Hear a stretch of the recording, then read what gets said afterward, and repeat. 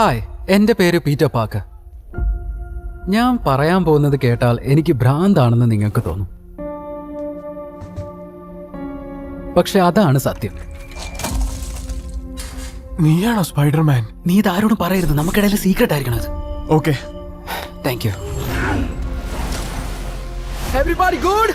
Yes Spiderman. നമുക്ക് പരസ്പരം അറിയായിരുന്നു,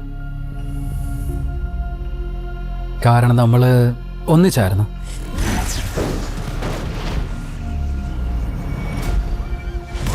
ഒരു വലിയ ആപത്ത് സംഭവിക്കാതിരിക്കാൻ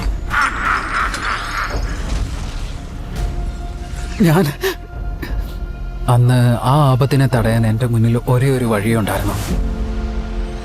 എന്നെക്കുറിച്ച് നിങ്ങൾ എല്ലാവരും മറക്കും. എന്താ? മറക്കാനോ? എന്തൊക്കെയാ പറയുന്നത്? ഞാൻ നിങ്ങളുടെ അടുത്തേക്ക് തിരിച്ചു വരും, എന്നിട്ട് എല്ലാം എക്സ്പ്ലെയിൻ ചെയ്യും. ശരിയാ. Just wait.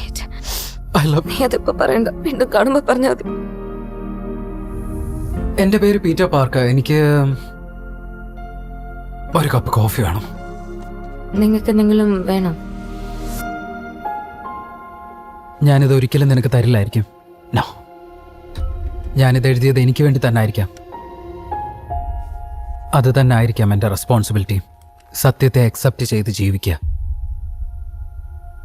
കാരണം ഞാൻ പീറ്റർ പാർക്ക് മാത്രമല്ല, ഐ ആം സ്പൈഡർമാൻ.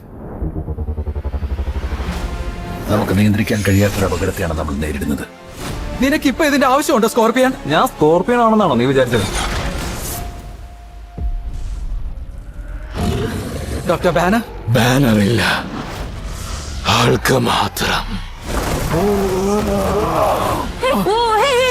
സോറി, നീ ഇപ്പൊ ആപത്തിലാണ്.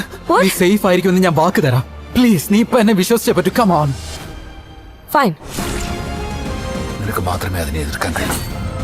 നിങ്ങൾ ഓരോരുത്തരായിട്ടൊന്ന് വരുമോ പ്ലീസ്? നിനക്ക് മാത്രമേ അതിനെ തകർക്കാൻ കഴിയൂ.